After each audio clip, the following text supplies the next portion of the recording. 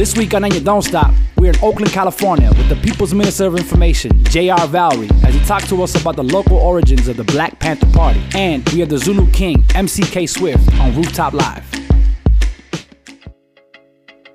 Right now we are in West Oakland, California, home of the Black Panthers. We are right on the spot where Huey and Bobby met. The first two Black Panthers, they met at this school. This used to be Merritt College. They both were students here. Huey was coming from the hood. He could barely read and was teaching himself how to read at the time from Oakland Tech, which is down the street, not too far. Bobby Seale was getting out of the military where he was working on missile projects for the United States military in Hayward, but he lived on 57th, which is like directly across the street from the front door of the college. October of 1966, they started the Soul Advisory Committee, which is the predecessor to the Black Student Union. In Merritt College, Black Student Union is the predecessor to the Black Panther Party. One of the biggest things that helped build the Black Panther Party was the Free Huey campaign. Huey was accused of murdering a police officer, and the Black Panthers' perspective and the people's perspective was that the police tried to murder Huey. He got stopped, and basically a shootout occurred, and one officer died, one officer was shot, and Huey was shot. And then Huey basically had to fight for his life.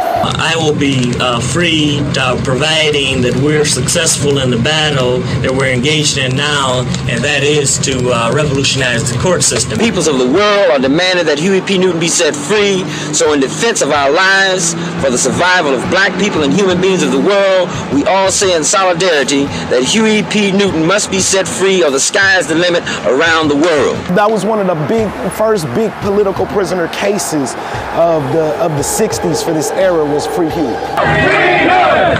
Then I want you free. Freehood! Black is beautiful. Freehood!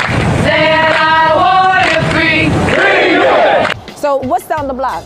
Right down the block is the first office, where you can see the red awning right here that we're about to walk up to.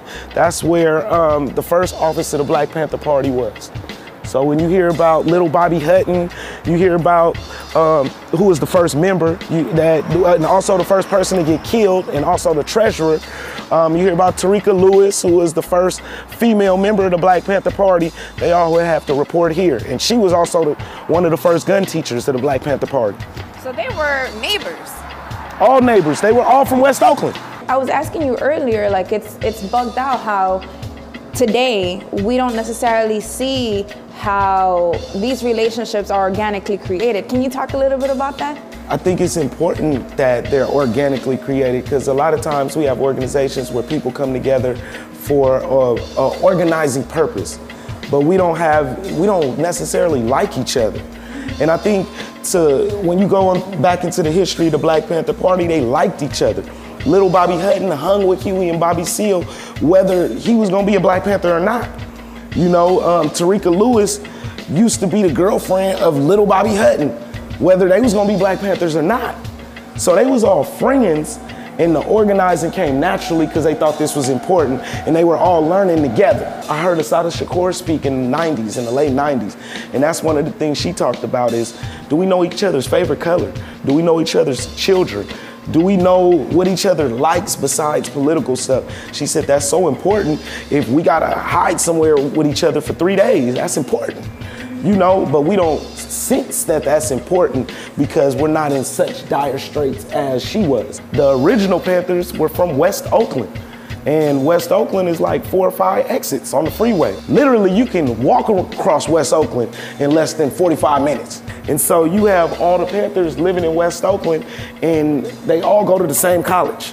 And little Bobby Hutton goes to the high school that's closest to the college. And so, you know, they party together. They hang out with the Free Huey. Like I was saying earlier, the Free Huey case came out of a party that they was having. And Huey left the party, and the police tried to set him up. So it wasn't just a political organization where, yes, I want to sign up to be a Black Panther. The original Panthers, the first band of Panthers, the first chapter of Panthers, it was a family, it was a crew.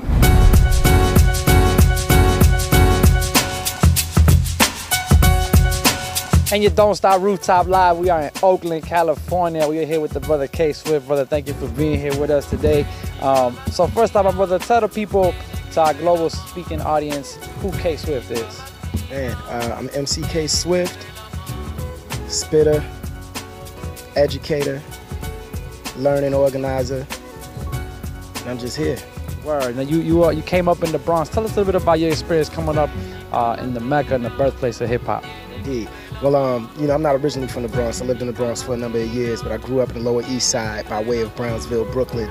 So I really cut my teeth as a young MC in the streets of Brooklyn throughout, you know, from Brownsville to Bushwick, East New York, running around with my crew, and, you know, with the older guys who were showing us the ropes. Shout out to the Cherokee Chiefs, you know, and just learn the ethic of being a real MC from the older people around me.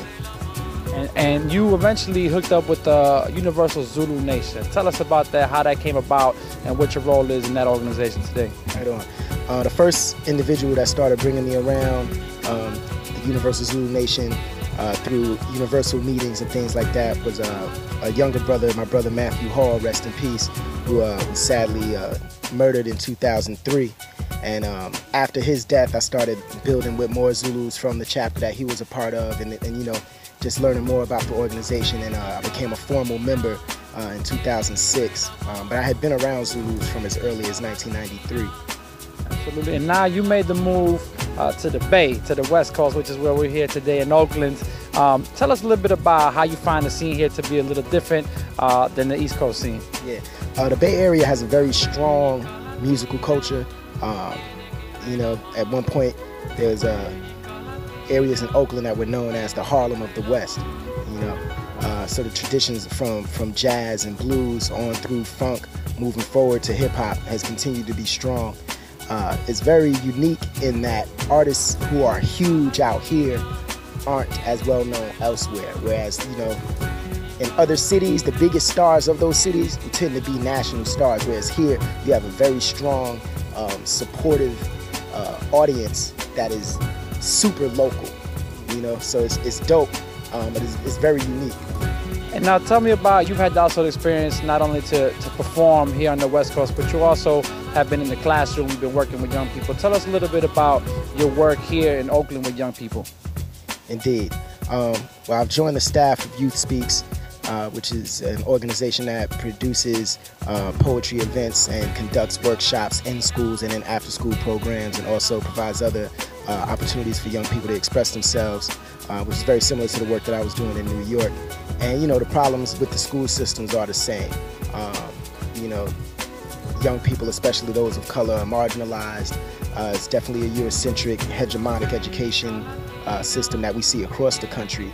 And, you know, No Child Left Behind has also really numbed, I think, a young person's, you know, passions for learning oftentimes, and also just it doesn't promote any sort of critical thinking or critical literacy skills, and it doesn't encourage questioning or investigation or even personal investment in, you know, learning. So it's really not the education system, you know, as it is in New York, and as it is around the country, especially in these urban centers.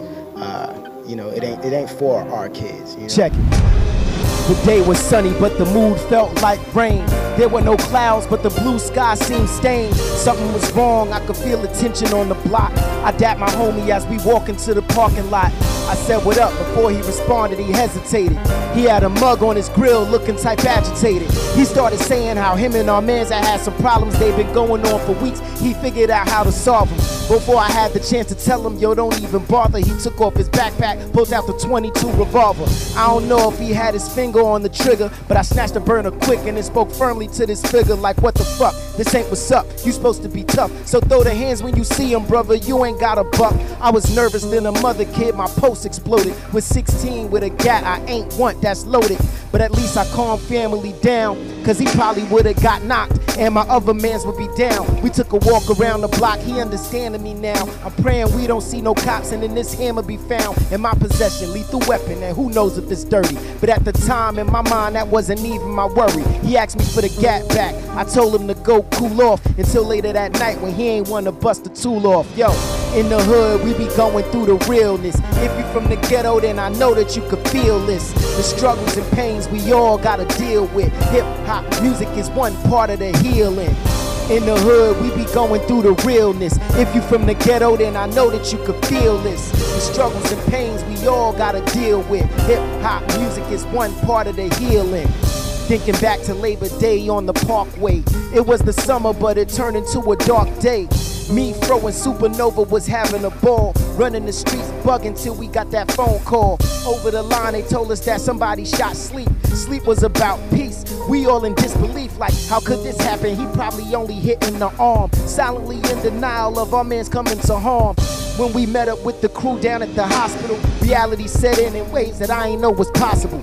Family and friends all gathered around the bed. Bandages around his head where he was shot, brain dead. Life supported by machine and it ain't clear what went down. A lot of different rumors and stories was flying around. Now I heard the kid that did it is locked up in the pen. But that don't make me feel no better cause I still can't see my friend.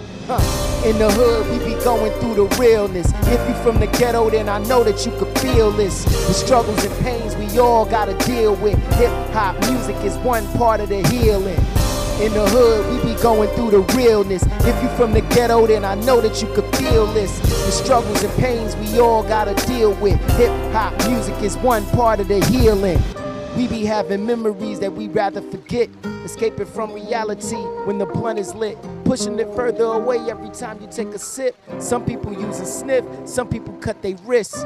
You ain't gotta be from the hood to feel a song. The world is a ghetto if poverty is going on. Even in the world of riches, things is going wrong. Pain is universal, so I know that we can stand strong. Still, I'm representing where I'm from, where my people living foul, holding jumps, busting guns. Where we dying over BS like gang colors and funds. Where the rough go to prison and the good die young. And the elders stressed out, heads full of gray hairs. Cause they see the promise in front of us, but we ain't there. All the tears we shed make it hard to see our fate clear. But if you look in our eyes, you see that God face near.